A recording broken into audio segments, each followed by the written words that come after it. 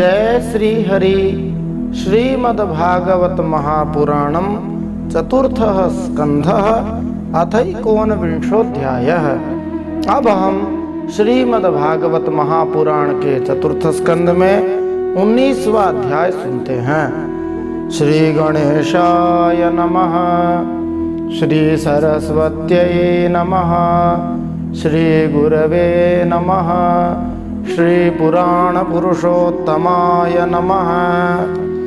पिछले चतुर्थ स्कंद के 18वें अध्याय में हमने सुना कि पृथ्वी माता पृथु महाराज से कहती है कि बुद्धिमान मनुष्य भंवरे की तरह सभी जगह से सार सार ग्रहण कर लेते हैं और जो अज्ञानी मनुष्य संत महात्माओं के, ऋषियों के, मुनियों के वचनों का अनादर करके अपने मनमाने उपायों का आश्रय लेता है, उसके सभी उपाय और प्रयत्न बार बार निष्फल होते रहते हैं। तो प्रायः ऐसे कई लोगों को देखा जाता है जिनके उपाय और प्रयत्न बार बार निष्फल होते हैं। उसके पीछे कारण होता है शास्त्र विधि का ठीक से पालन न करना, संत महात्माओं के वचनों को मानकर जैसा वे कहते हैं वैसा नहीं करना। इसलिए उपाय तो खूब करते हैं लेकिन वे सब निष्फल ही होते रहते हैं। धरती माता कहती है कि यम नियम आदि व्रतों का पालन नहीं करने वाले दुराचारी लोग ही अन्न को खाए जा रहे हैं और जो राजा लोग हैं वे भी इस पृथ्वी का पालन और आदर करना छोड़ चुके हैं और सब लोग चोरों की तरह हो गए हैं। सब कुछ मेरा हो जाए इस भावना से हाय धन हाय वस्तु ऐसे पीछे पड़े हुए हैं। इसी कारण से पृथ्वी माता सभी औषधियों और अन्नों को अपने अंदर छिपा लेती है। इसीलिए प्राचीन समय में जो पापी लोग होते थे उन लोगों को पृथ्वी में अन्न नहीं मिलता था। आज भी जो पापी हैं उनका हिसाब किताब जरूर होता है, भले ही देर हो जाए थोड़ी बहुत। पृथ्वी को समतल करने की आवश्यकता इसलिए है कि उससे वर्षा ऋतु बीत जाने पर भी जब इंद्र के द्वारा बरसाया हुआ जल आता है वह सर्वत्र बना रहे और पृथ्वी की भीतर की जो आर्द्रता है वह सूखने न पावे। इससे पहले पृथ्वी उबड़ खाबड़ थी, वर्षा का पानी खूब आता था लेकिन टिकता नहीं था। इसमें आज के समय भी वर्षा जल संरक्षण की बहुत आवश्यकता है। वही आवश्यकता पृथु महाराज को माता पृथ्वी ने स्वयं ही बताई थी कि मुझे समतल बना करके पानी इकट्ठा करना चाहिए। तो ये पानी की उपयोगिता के बारे में हमें प्राचीन समय से ही समझाया गया है। फिर पृथ्वी का दोहन करने के लिए पृथु महाराज दोहने वाले बने। स्वयंभू मनु महाराज को बछड़ा बनाया और अपने हाथ को ही दोहन पात्र बनाकर पृथ्वी से सारे धान्यों को उन्होंने प्राप्त कर लिया। ऋषियों ने बृहस्पति जी को बछड़ा बनाकर वेद रूप पवित्र दूध प्राप्त कर लिया। देवताओं ने इंद्र को बछड़ा बनाकर सोने के पात्र में अमृत, मनोबल, इंद्रिय बल और शारीरिक बल प्राप्त कर लिया। दैत्य और दानवों ने असुर श्रेष्ठ प्रहलाद महाराज को बछड़ा बनाकर लोहे के पात्र में मदिरा और आसव रूप दूध प्राप्त किया। गंधर्वों ने संगीत प्राप्त किया, अप्सराओं ने सौंदर्य रूप दूध प्राप्त किया, पितरों ने कव्य प्राप्त किया क्योंकि उनकी तृप्ति श्राद्ध में दिए जाने वाला जो अन्न है उस कव्य से ही होती है। फिर कपिल देव जी को बछड़ा बनाकर सिद्धों ने अणिमादि अष्ट सिद्धियां प्राप्त की। विद्याधरों ने आकाश गमन आदि विद्याएं प्राप्त की। किम पुरुषादि मायावियों ने मय दानव को बछड़ा बनाकर अंतर्धान होना और विचित्र रूप धारण कर लेना ऐसी संकल्पमयी मायाओं को दूध रूप से प्राप्त किया। यक्ष, राक्षस, भूत, पिशाच आदि ने रुधिर आसव के रूप में दूध प्राप्त किया। बिना फन वाले सांप, नाग और बिच्छू आदि विषैले जंतुओं ने तक्षक को बछड़ा बनाकर मुख रूप पात्र में विषरूप दूध दुहा। उनके मुंह में ही विष रहता है। इस प्रकार जिसकी जैसी इच्छा थी, जिसको जो अभीष्ट वस्तु लगती थी उसने उसको उस हिसाब से प्राप्त कर लिया। जैसे गाय को दुहने के लिए बछड़ा, दोहन पात्र और दुहने वाले की व्यवस्था होनी चाहिए, वैसे ही पृथ्वी से भी सब कुछ प्राप्त करने के लिए बछड़ा, दोहन पात्र और दूहने वाले की आवश्यकता के पीछे क्या तात्पर्य है? तो इसके पीछे कारण यह है कि संत महात्माओं ने, मुनियों ने इस लोक और परलोक में मनुष्य का कल्याण करने के लिए कृषि, अग्निहोत्र ऐसे कई उपाय बताए। उन ऋषियों के बताए हुए उपायों का जो आज भी श्रद्धा से ठीक प्रकार आचरण करता है वह सुगमता से अभीष्ट फल प्राप्त कर लेता है। दुगने वाला चाहिए, माने संसार में प्राप्त करने वाला चाहिए। संसार में कुछ भी असंभव नहीं है। दुहने वाले के अलावा पात्र भी अच्छा होना चाहिए। यदि पात्र अच्छा नहीं हुआ तो वस्तु खराब हो जाएगी। जैसे तांबे के पात्र में यदि दूध रख दिया तो दूध खराब हो जाएगा, वैसे ही दुहने वाला चाहिए, संसार में प्राप्त करने वाला चाहिए, पात्र भी अच्छा चाहिए और साथ में बछड़ा भी चाहिए, क्योंकि बछड़े बिना गाय पिनाती नहीं है। बछड़े का अर्थ हुआ जिस प्रकार बछड़े को देखते ही गाय प्रसन्न हो जाती है, खुश हो जाती है, वैसे ही भक्ति भाव से यदि कोई प्राप्त करता है, श्रद्धा से प्राप्त करता है, तो ये श्रद्धा भक्ति आदि गुण है। ये श्रद्धा भक्ति आदि गुण ही बछड़ा है। पृथ्वी शब्द का अर्थ है पृथु महाराज से संबंध होने के कारण इस भूलोक का, धरती का पृथ्वी नाम हुआ, क्योंकि पृथु महाराज ने इस पृथ्वी को समतल किया था। पृथु महाराज ने ही इस पृथ्वी से सब कुछ प्राप्त करने के लिए प्रयत्न किया था और पृथु महाराज ने ही गांव, कस्बे, नगर, दुर्ग आदि बसाए थे। नहीं तो पृथु महाराज से पहले इस भूलोक पर नगर, गांव आदि का विभाग नहीं था। सब लोग अपने हिसाब से जहां तहां बस जाते थे। इसीलिए पृथु महाराज ने उसी पृथ्वी को अपनी कन्या बेटी के रूप में स्वीकार किया था। आज हम श्रीमद् भागवत महापुराण के चतुर्थ स्कंद के 19वें अध्याय में महाराज पृथु के 100 अश्वमेध यज्ञ के प्रसंग में इन प्रश्नों के उत्तर प्राप्त कर सकते हैं। सरस्वती नदी कहाँ बहती थी? 4 प्रकार का भोजन कौन सा होता है? सबसे पहले पाखंड वेश किसने धारण किया? पाखंडी लोग जल्दी से पहचानने में क्यों नहीं आते? घोड़ा चुराने पर भी पृथुपुत्र ने इंद्र पर बाण क्यों नहीं छोड़ा? पृथुपुत्र का नाम विजिताश्व किस कारण पड़ा? इंद्र ने दूसरी बार घोड़ा चुराने के लिए क्या पाखंड किया? पाखंड शब्द का क्या अर्थ होता है? विश्व में नास्तिक मत का आरंभ किसने किया? नास्तिक क्यों नहीं होना चाहिए? जब पृथु महाराज इंद्र का वध करने को तैयार हुए तब ब्राह्मणों ने उन्हें रोकते हुए क्या कहा? जब क्रोध पूर्वक इंद्र की आहुति देने की तैयारी ब्राह्मणों द्वारा की गई तब ब्रह्मा जी ने आकर उन्हें क्यों रोका और क्या समझाया? अधर्म की जननी कौन है जिसकी और सारी जनता खिसती चली जाती है? तो आइए इन सब प्रश्नों के उत्तर आज के इस चतुर्थ स्कंद के 19वें अध्याय में प्राप्त करते हैं।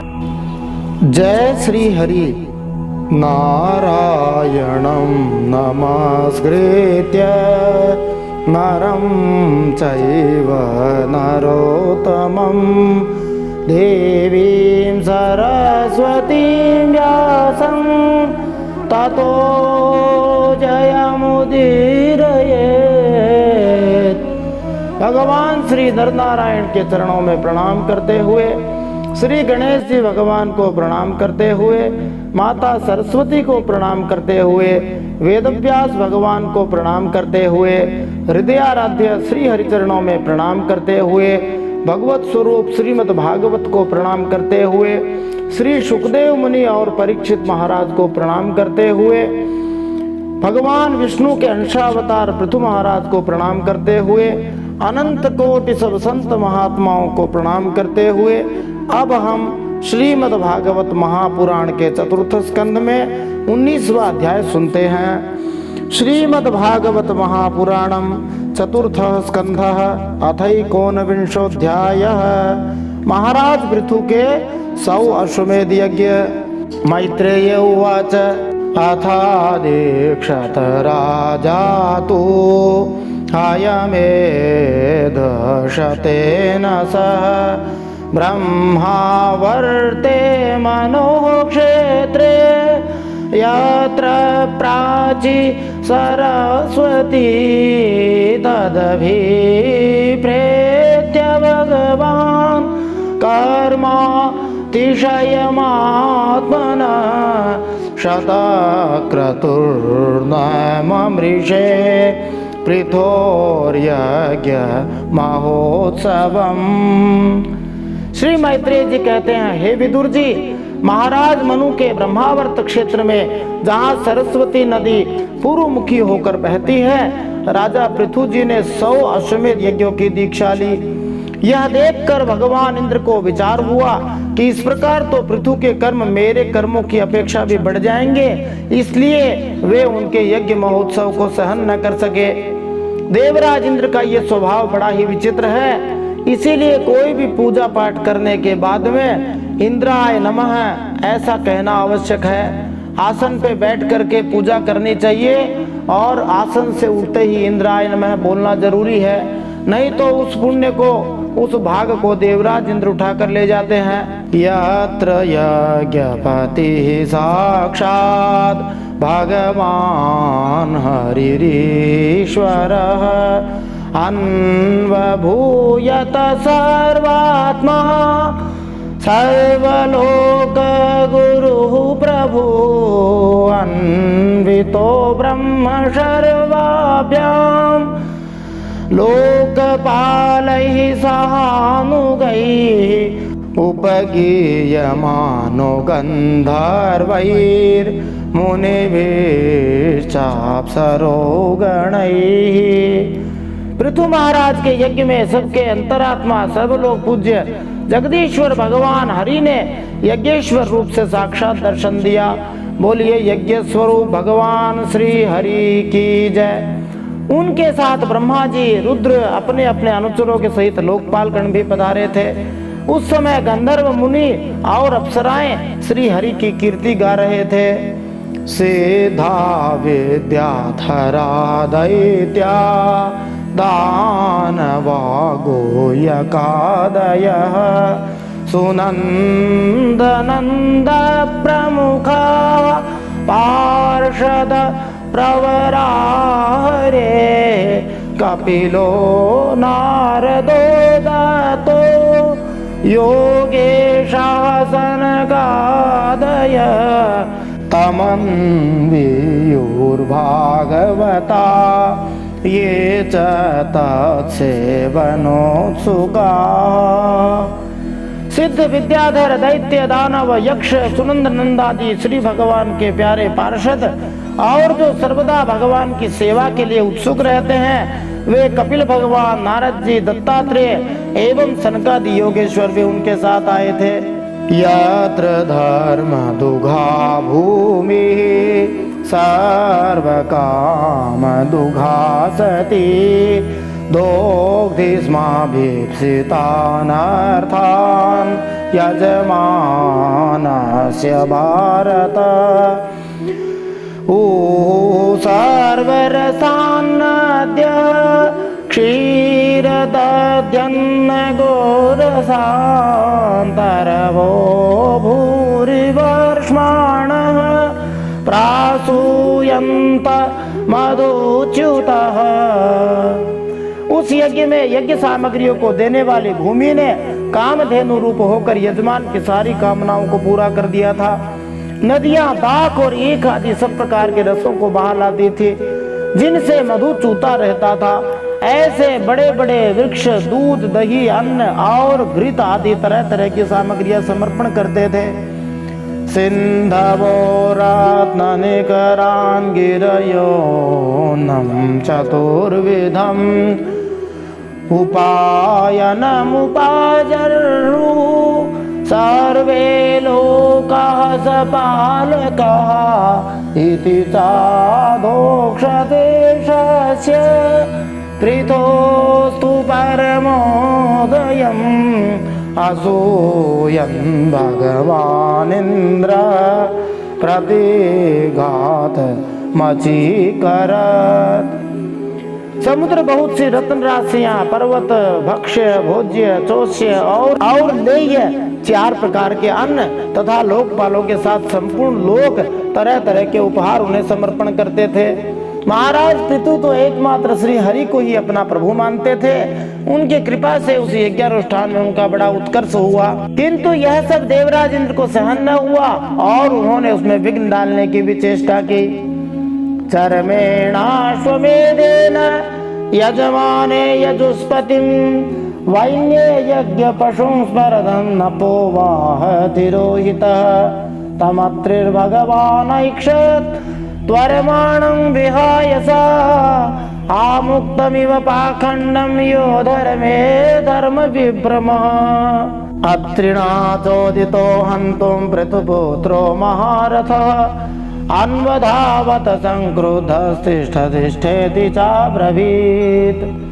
जिस समय महाराज पृथु अंतिम यज्ञ द्वारा भगवान यज्ञपति की आराधना कर रहे थे, देवराज इंद्र ने ईर्ष्यावश गुप्त रूप से उनके यज्ञ का घोड़ा हर लिया। इंद्र ने अपनी रक्षा के लिए कवच रूप से पाखंड वेश धारण कर लिया था, जो अधर्म में धर्म का भ्रम उत्पन्न करने वाला है, जिसका आश्रय लेकर पापी पुरुष भी धर्मात्मा सा जान पड़ता है। इसलिए इस पाखंड से बचना बहुत जरूरी है। न तो पाखंड करना चाहिए, न जल्दी से किसी में विश्वास करना चाहिए। इस वेश में देवराज इंद्र घोड़े को लिए बड़ी शीघ्रता से आकाश मार्ग से जा रहे थे कि उन पर भगवान अत्रि की दृष्टि पड़ गई। उनके कहने से महाराज पृथु का महारथी पुत्र इंद्र को मारने के लिए उनके पीछे दौड़ा और बड़े क्रोध से बोला, अरे खड़ा रहे खड़ा रहे। तम तादृशा कृतिं वीक्ष्य मेने धर्मं शरीरिणं जटिलं भस्मनाच्छन्नं तस्मै बाणं न मुञ्चति वधान्निवृत्तं तं भूयो हन्तवे त्रिरचोदयत् जहि यज्ञहनं तात महेन्द्रं विबुधाधमम्। इंद्र सिर पर जटाजूट शरीर में भस्म धारण किए थे। उनका ऐसा वेश देखकर पृथु कुमार ने उन्हें मूर्तिमान धर्म समझा, इसलिए उन पर बाण नहीं छोड़ा। जब वह इंद्र पर वार किए बिना ही लौट आया, तब महर्षि अत्रि ने पुनः उसे इंद्र को मारने के लिए आज्ञा दी। वत्स, इस देवता धम इंद्र ने तुम्हारे यज्ञ में विघ्न डाला है, तुम इसे मार डालो। जो पाखंडी लोग होते हैं, आजकल बहुत सारे ऐसे पाखंडी पकड़े जाते हैं जो साधुओं का वेश धारण करके घूमते रहते हैं, उनसे सावधान रहना चाहिए। जो साधु होते हैं वो किसी से कुछ मांगते नहीं हैं, और मांगने वाले हैं इसका मतलब समझ लो कि साधुता में कुछ भेद है, पक्के साधु नहीं हैं। एवं वैन्य सुतः प्रोक्त स्वरमाणं विहाय सा अन्वद्रवदभिक्रुद्धो रावणं गृध्रराडिव सोष्वं रूपं च तद्धित्वा तस्मान्तरहितः स्वराट् वीरः स्वपशुमादाय पितुर्यज्ञमुपेयिवान्। अत्रि मुनि के इस प्रकार उत्साहित करने पर पृथु कुमार क्रोध में आ गया। इंद्र बड़ी तेजी से आकाश में जा रहे थे, उनके पीछे वह इस प्रकार दौड़ा जैसे रावण के पीछे जटायु। स्वर्गपति इंद्र उसे पीछे आते देख उस वेश और घोड़े को छोड़कर वहीं अंतर्धान हो गए, और वह वीर अपना यज्ञ पशु लेकर पिता की यज्ञशाला में लौट आया। देवराज इंद्र सभी देवताओं में सबसे शक्तिशाली है, परंतु यहाँ पर पृथु महाराज के पुत्र से डरकर भाग गए। उसके पीछे यह कारण हो सकता है कि जब कोई चोरी करता है तो वह डरता ही है, और यहाँ वे चोर बनकर आए हैं, उनकी पोल न खुल जाए इसलिए पाखंडी लोग तुरंत भाग जाते हैं। तत्तस्य चाद्भुतं कर्म विचक्ष्य परमर्षयः नामधेयं ददुस्तस्मै विजिताश्व इति प्रभु उपसृज्य तमस्तीव्रं जहाराश्वं पुनर्हरिः चशालयूपतशन्नो हिरण्यरसनं विभुः। शक्तिशाली विदुर जी उस पृथु कुमार के अद्भुत पराक्रम को देखकर महर्षियों ने उसका नाम विजिताश्व रख दिया। यज्ञ पशु को चशाल और यूप में बांध दिया गया था। शक्तिशाली इंद्र ने घोर अंधकार फैला दिया, उसी में छिपकर वे फिर उस घोड़े को उसकी सोने की जंजीर समेत ले गए। चोरी करने की आदत जल्दी से जाती नहीं है। अत्रिः संदर्शयामास त्वरमाणं विहाय सा कपाल खट्वांगधरं वीरो नैनम बाधत अत्रिणा चोदितस्तस्मै संदधे विशिखं रुषा शोष्वं रूपं च तद्धित्वा तस्थावन्तरहितः स्वराट्। अत्रि मुनि ने फिर उन्हें आकाश में तेजी से जाते दिखा दिया। किंतु उनके पास कपाल और खटवांग देखकर पृथुपुत्र ने उनके मार्ग में कोई बाधा न डाली। तब अत्रि ने राजकुमार को फिर उकसाया और उसने गुस्से में भरकर इंद्र को लक्ष्य बनाकर अपना बाण चढ़ाया। यह देखते ही देवराज उस वेश और घोड़े को छोड़कर वहीं अंतर्धान हो गए। पिछली बार देवराज इंद्र ने जटाजूट और शरीर में भस्म धारण की थी। इस बार देवराज इंद्र ने हाथ में कपाल और खटवांग लेकर के आए थे। खटवांग मानी खड़ताल होती है। तो फिर उनको साधु समझ के छोड़ दिया। लेकिन फिर जब अत्रि ऋषि ने उस राजकुमार को सत्य बताया तो पीछे भागे तो देवराज वो रूप छोड़ के वहीं भाग गए। वीरश्चाश्वमुपादाय पितृयज्ञमथाव्रजत् तदवद्यं हरे रूपं जगृहुर्ज्ञान दुर्बलाः यानि रूपाणि जगृहे इंद्रो हयजिहीर्षया तानि पापस्य खंडानि लिंगम खंडमिहोच्यते। वीर विजिताश्व अपना घोड़ा लेकर पिता की यज्ञशाला में लौट आया। तब से इंद्र के उस निंदित वेश को मंद बुद्धि मनुष्यों ने ग्रहण कर लिया। इंद्र ने घोड़े की हरण की इच्छा से जो जो रूप धारण किए थे वे पाप के खंड होने के कारण पाखंड कहलाए। यहाँ खंड शब्द चिन्ह का वाचक है। तो पाखंड का अर्थ हुआ पापस्य खंड है, पाखंड है। पाप का जो चिन्ह है वह पाखंड है। तो जो जो इंद्र ने वेश धारण किया वैसे ही पाखंडी लोग जो हैं उन्हीं का अनुकरण करते हैं। तो दुनिया में पाखंड का आरंभ करने वाले सबसे पहले देवराज इंद्र ही थे।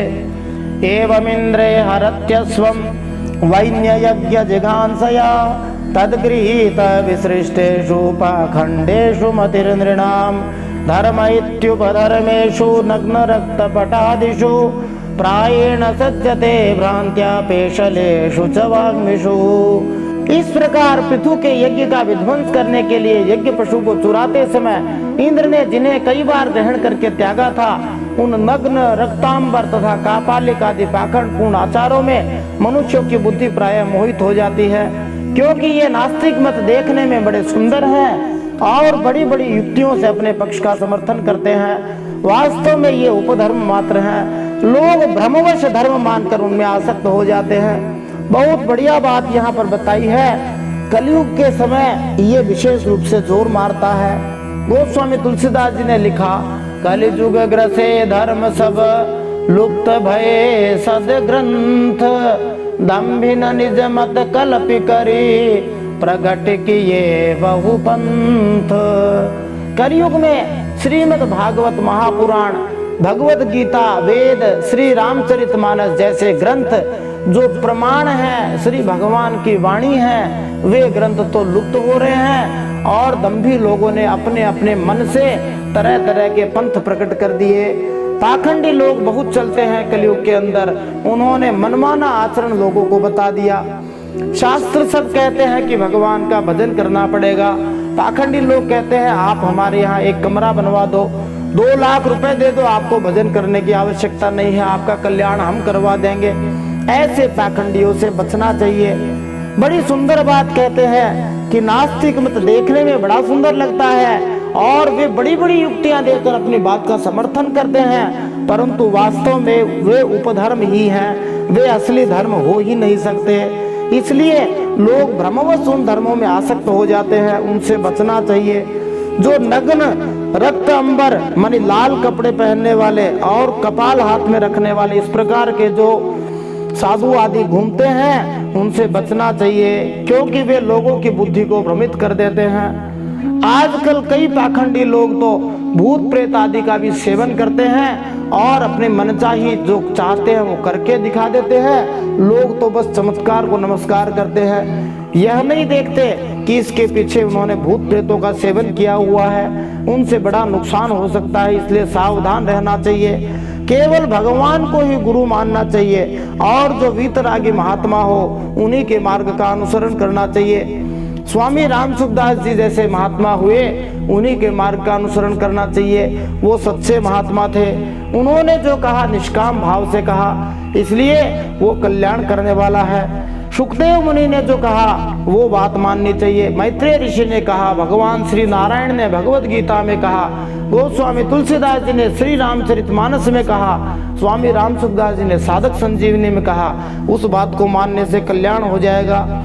नहीं तो उलझ जाएंगे। मनुष्य जीवन एक बार ही मिला है, यह बर्बाद नहीं करना है। तदभिज्ञाय भगवान पृथु पराक्रमः इंद्राय कुपितो बाण मादत्तो द्यतकार मुखः। इंद्र की उस कुचाल का पता लगने पर परम पराक्रमी महाराज पृथु को बड़ा क्रोध हुआ। उन्होंने धनुष उठाकर उस पर बाण चढ़ाया। तम रे त्विजः शक्रवधाभिसन्धितं विचाक्ष दुष्प्रेक्षमसह्यरंहसं निवारयामा सुरहो महामते न योज्यते त्राण्यवधः प्रचोदितात्। उस समय क्रोधावेश के कारण पृथु महाराज की ओर देखा नहीं जाता था। जब ऋत्विजों ने देखा कि असह्य पराक्रमी महाराज पृथु इंद्र का वध करने को तैयार है, तब उन्होंने उन्हें रोकते हुए कहा, हे राजन, आप तो बड़े बुद्धिमान हैं। यज्ञ दीक्षा ले लेने पर शास्त्र विहित यज्ञ पशु को छोड़कर और किसी का वध करना उचित नहीं है। वयं मरुत्वन्तमिहार्थ नाशनम वयामहे त्वस्रवशातस्विषम् अयातयामोपहवैरनन्तरं प्रसह्य राजन् जुहवाम ते हितम्। इस यज्ञ कार्य में विघ्न डालने वाला आपका शत्रु इंद्र तो आपके सुयश से ही ईर्ष्यावश निस्तेज हो रहा है। हम अमोघ आवाहन मंत्रों द्वारा उसे यही बुला लेते हैं और बलात् अग्नि में हवन किए देते हैं। ऐसे होते थे प्राचीन समय में ब्राह्मण और महात्मा लोग, जो अपने मंत्रों से देवराज इंद्र की आहुति देने की भी शक्ति रखते थे। ऐसे ही ब्राह्मणों महात्माओं के आगे सब लोग दंडवत झुकते थे और किसी की मजाल नहीं होती थी कि एक शब्द भी उनके विरुद्ध बोल जाए। यदि आज भी कोई ब्राह्मण अपने नियम पर चलकर श्री भगवान की भक्ति करते हुए अपना कर्म ठीक से करता है तो उसमें ऐसी शक्ति आ सकती है, इसमें कोई आश्चर्य नहीं है। कोई भी व्यक्ति ऐसी शक्ति अर्जित कर सकता है, लेकिन ब्राह्मण होने का मतलब है कि बहुत लंबा तप करना पड़ता है। शास्त्रों में आता है कि यदि ब्राह्मण ठीक प्रकार से अपने कर्मों को करे तो उसे 12 घंटे लगते हैं। पूरे 24 घंटे में से 12 घंटे लगाने वाला कोई ब्राह्मण दिखाई ही नहीं देता है, और जो लगाता है उसमें शक्ति आ सकती है। और प्राचीन समय में ऐसा कोई बंधन भी नहीं था। जैसे विश्वामित्र ऋषि क्षत्रिय होते हुए भी ब्राह्मण बनना चाहते थे, इसके लिए उन्होंने तपस्या की।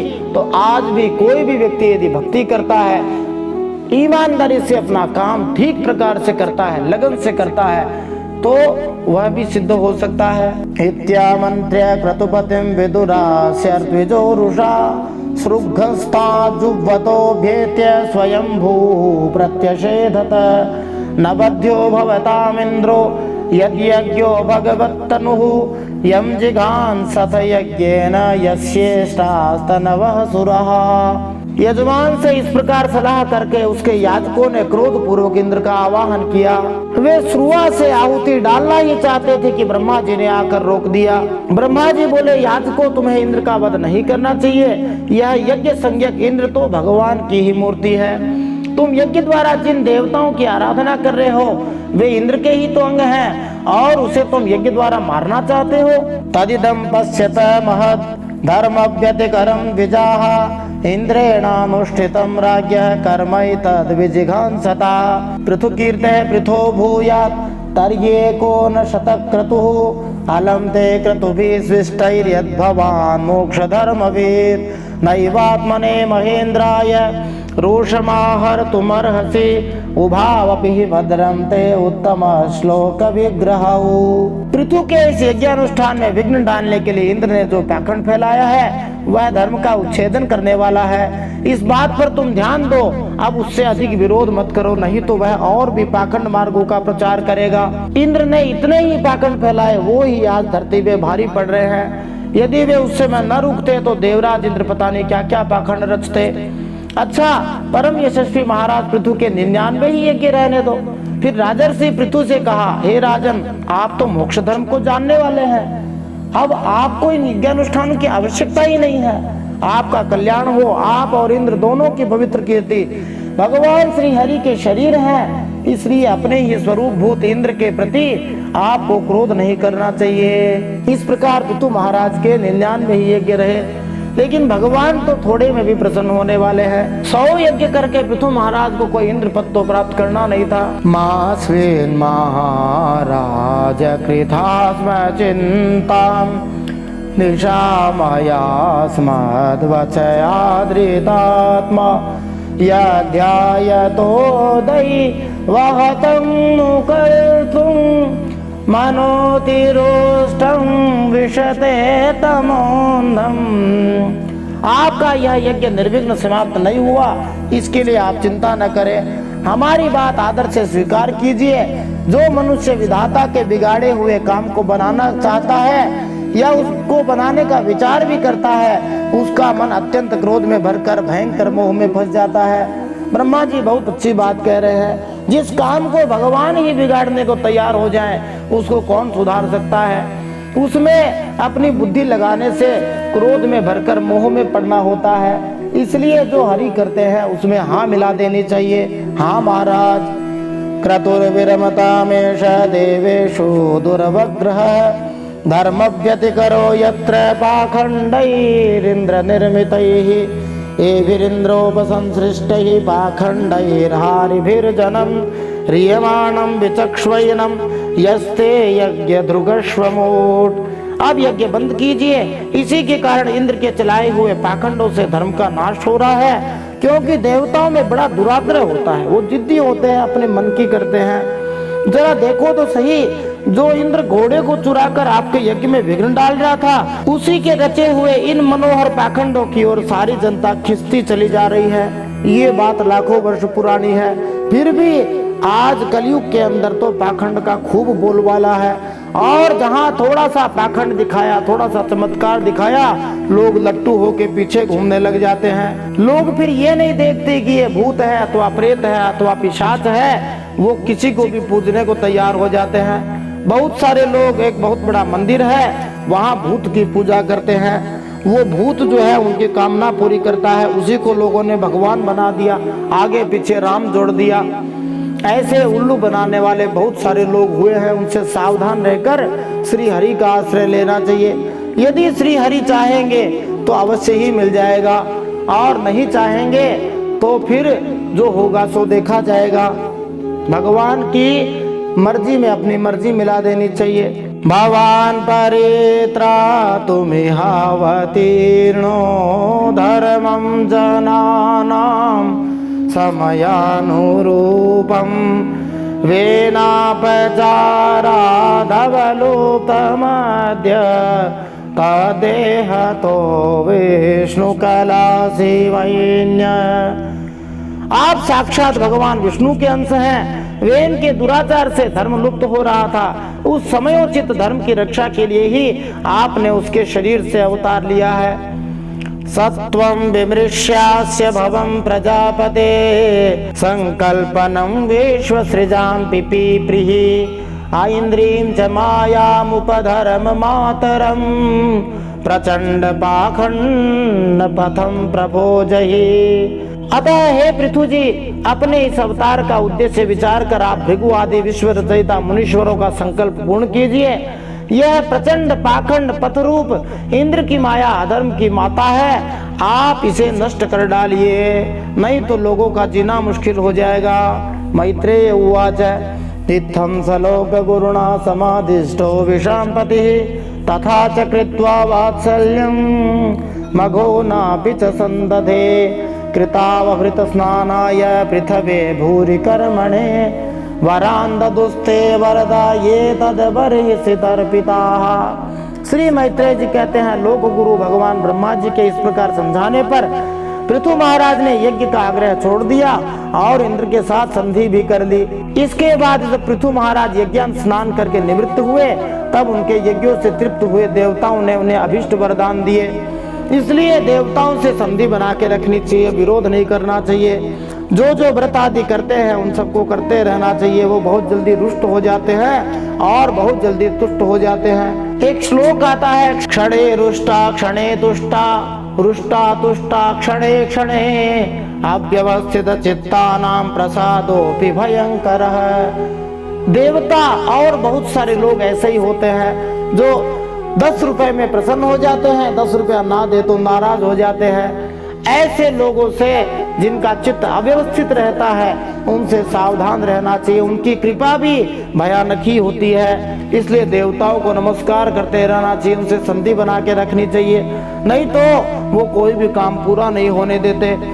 विप्राः सत्याशिषस्तुष्टाः श्रद्धया लब्ध दक्षिणाः आशिषो युयुजुः क्षत्तरादिराजाय सत्कृताः त्वया हूता महाबाहो सर्व एव समागताः पूजिता दानमानाभ्यां पितृदेवर्षि मानवाः। पृथु महाराज ने अत्यंत श्रद्धा से ब्राह्मणों को दक्षिणाएं दी। ब्राह्मणों ने उनके सत्कार से संतुष्ट होकर उन्हें अमोघ आशीर्वाद दिए। वे कहने लगे, महाबाहो, आपके बुलाने से जो पितर देवता ऋषि और मनुष्यादि आए थे उन सभी का अपने दान मान से खूब सत्कार किया। बोलिए भक्तवत्सल भगवान की जय। देखिए मूल भागवत में कितनी बढ़िया बढ़िया गहरी गहरी चीजें हैं, फिर हम इधर उधर क्यों जाएं। इति श्रीमद्भागवते महापुराणे पारमहंस्यां संहितायां चतुर्थ स्कंधे पृथ्वीविजये एकोनविंशोऽध्यायः श्रीमन्नारायणार्पणमस्तु। इस प्रकार श्रीमद् भागवत महापुराण परमहंसों की संहिता चतुर्थ स्कंद में पृथु विजय में 19वां अध्याय भगवान श्रीमन नारायण के चरणों में समर्पित हो।